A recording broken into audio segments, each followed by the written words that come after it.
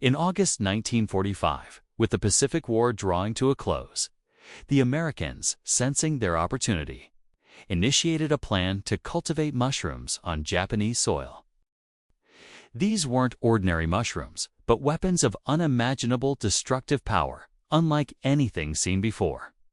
In mere seconds, a blinding flash erupted, unleashing intense heat comparable to the sun's temperature. And a firestorm carrying lethal radiation enveloped all living things. 2 cities were utterly flattened, and over 100,000 people were instantly incinerated. But that wasn't the end. Join us as we delve into one of history's most devastating and controversial events: the United States atomic bombings of Hiroshima and Nagasaki. Music in 1941, Japan's surprise attack on Pearl Harbor abruptly ended America's neutrality, thrusting the nation into World War II as a global superpower with immense economic and military might. The U.S. flexed its muscles alongside the Allied forces, gradually dismantling the Axis powers. Germany, Italy, and Japan suffered crushing defeats in naval battles like Midway and Leyte Gulf, enduring relentless bombing raids from the U.S. Air Force. By this point, the Japanese forces were severely weakened. In the early hours of March 10, 1945, while millions slept in their wooden homes, over 300 U.S. Air Force B-29 bombers dropped 500,000 incendiary and napalm bombs on Tokyo, creating a massive firestorm that claimed approximately 100,000 lives. Not stopping there, over the 3 months from March to June 1945, Japan continued to face American onslaughts, notably in Okinawa. In the bloodiest battle of the Pacific War, the land of the rising sun lost its final defensive stronghold on the mainland, suffering over 77,000 military casualties. By then, their fate was all but sealed, while Germany had unconditionally surrendered to the Allies in Europe. The Japanese remained defiant in Asia. The samurai spirit, which valued death as light as a feather and duty as heavy as a mountain, was deeply ingrained in their warriors. Despite heavy losses, their kamikaze pilots achieved some success, eliminating a number of Allied troops. Japan resolved to use its stubbornness to fight a country superior in every way, believing that no weapon was more potent than a nation unafraid of death. They hoped that prolonging the war would force the U.S. to compromise, securing favorable terms for Japan. However, they were mistaken. If Japan had kamikaze pilots, the U.S. possessed something called the atomic bomb. When discussing the atomic bomb, we cannot ignore the colossal project known as the Manhattan Project. Around late 1938, German scientists discovered that bombarding uranium atoms could release immense energy, paving the way for a new bomb with unprecedented destructive capability. A letter signed by renowned physicist Albert Einstein was sent to U.S. President Franklin Roosevelt, warning him of the chain reaction that a nuclear bomb could trigger. Einstein believed that Germany could exploit this new technology to create weapons capable of destroying humankind. Consequently, on September 17, 1942, after roughly 3 years of planning, the top-secret Manhattan Project was officially launched. Physicist Robert Oppenheimer, later dubbed the father of the atomic bomb, was appointed as the project's scientific director. Manhattan's headquarters were located at the Los Alamos National Laboratory in New Mexico, USA. Absolute secrecy surrounded every aspect of the project. 130,000 personnel, including the world's leading scientists, worked on the project, backed by a massive budget of $2 billion.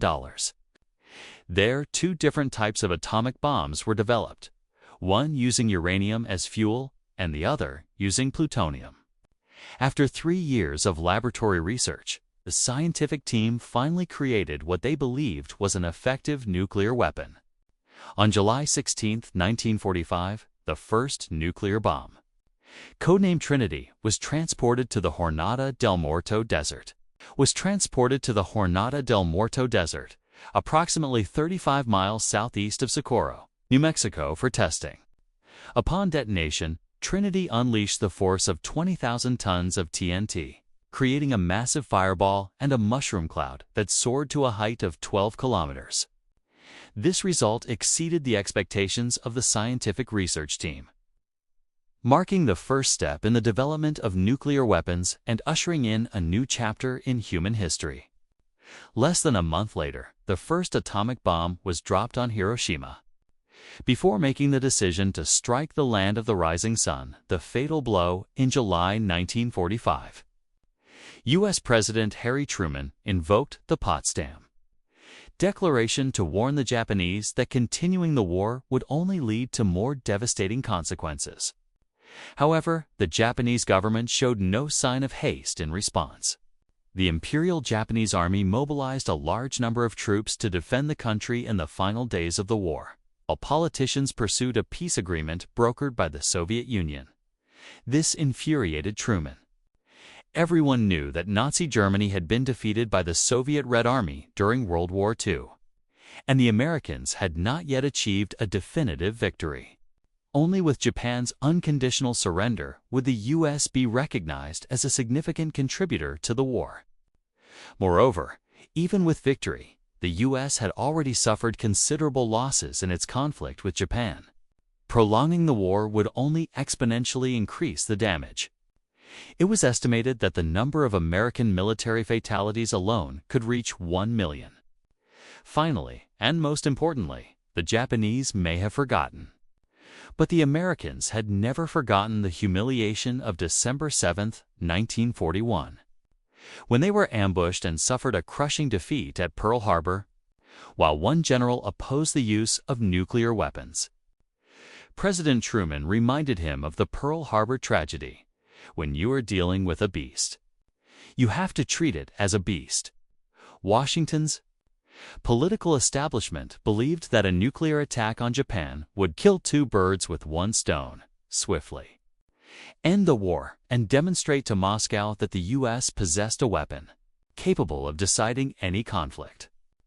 4 major Japanese cities were targeted, including Kyoto, the central hub of Japanese industry; Hiroshima, the largest military port with a substantial concentration of warships and ammunition depots; Yokohama, home to numerous military factories; and Kokura, Japan's largest arsenal. Kyoto was the primary target, not only for its industrial potential, but also for its concentration of Japan's cultural, scientific, and technical elite. A nuclear attack on the city could potentially obliterate Japanese civilization. However, U.S. Secretary of War Henry Stimson had a special affinity for Kyoto, where he and his wife had spent their honeymoon. Consequently, Kokura and Nagasaki became alternatives. On July 31, 1945, the Little Boy Atomic Bomb Assembly, codenamed L-11, declared complete and ready for deployment. The bombing was scheduled for August 1, but a typhoon approaching Japan that day caused a postponement. General Curtis LeMay officially confirmed that the Little Boy bombing mission would take place on August 6, 1945. Little Boy was a uranium-based bomb, 3 meters long and 71 centimeters in diameter, weighing 4,000 kilograms, including 64 kilograms of uranium-235. It was designed to detonate in a gun barrel fashion, where two uranium cores would collide to reach critical mass and trigger an explosion. On the afternoon of August 5th, on Tinian Island, military technicians pushed the Little Boy bomb out of the warehouse. Dozens of airmen stood around it with worried expressions. They had never seen a weapon shaped like an armored egg with a strange tail fin resembling a ventilation fan. After careful inspection, the opening in the nose of the bomb was sealed. The final step to ensure a stable internal environment for maximum effectiveness upon detonation.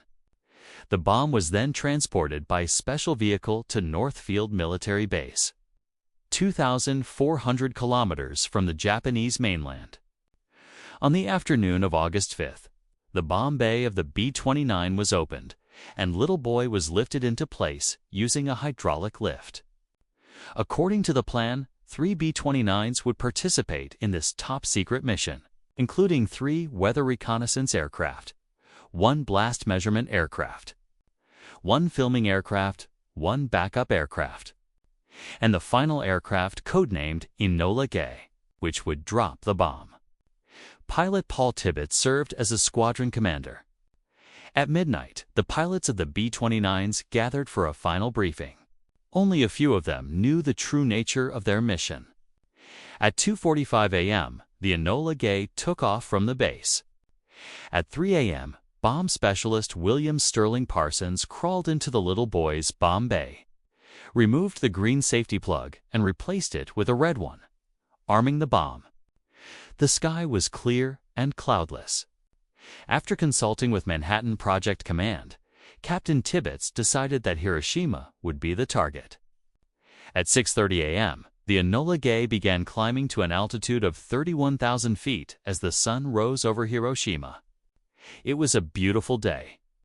At 7 a.m., radar observers in Hiroshima detected the approaching American reconnaissance planes. Sirens sounded, but because of the small number of aircraft, and in order to conserve fuel and preserve their forces, the Japanese military did not dispatch fighters to intercept them. Having endured numerous air raids by the U.S. over the past months, the civilian population had grown accustomed to the presence of aircraft. Most people did not panic and did not rush to shelters. At that time, thousands of children around 13 years old were heading towards the city center to participate in construction projects. No one knew that in just a few minutes, the sunlight would transform into a black, radiation-filled rain. At precisely 8:15 a.m., the Boeing B-29 Superfortress Enola Gay, piloted by Colonel Paul Tibbets Jr. and Captain Robert Lewis, released the first atomic bomb on the city of Hiroshima. The bomb bay doors opened, and just 44 seconds later, a blinding flash erupted. The Enola Gay shuddered from the shockwave, and Hiroshima was enveloped by a gigantic mushroom cloud. The pilots themselves were horrified by what they were witnessing, let alone the people of Japan. At an altitude of approximately 550 meters, the explosion released the equivalent of 15,000 tons of TNT. And within a radius of 1.6 kilometers, everything was virtually incinerated. The firestorm carried deadly radiation, engulfing all living creatures. At the time, Hiroshima had a population of approximately 245,000. The intense heat generated by the nuclear reaction heated the air to thousands of degrees, with temperatures reaching 4,000 degrees Celsius at ground zero. 90% of the buildings were destroyed, and 70,000 people died instantly. Some were even reduced to ashes, leaving only shadows imprinted on the walls.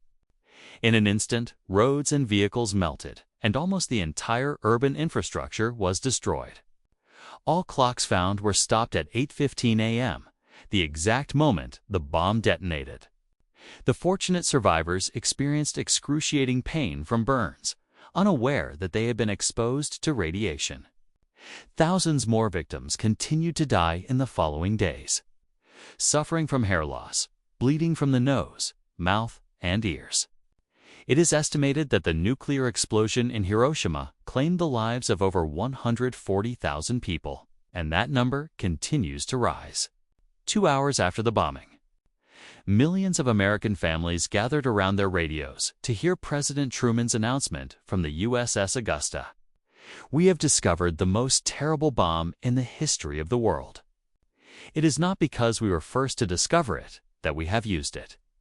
We have used it in order to shorten the agony of war, in order to save the lives of thousands and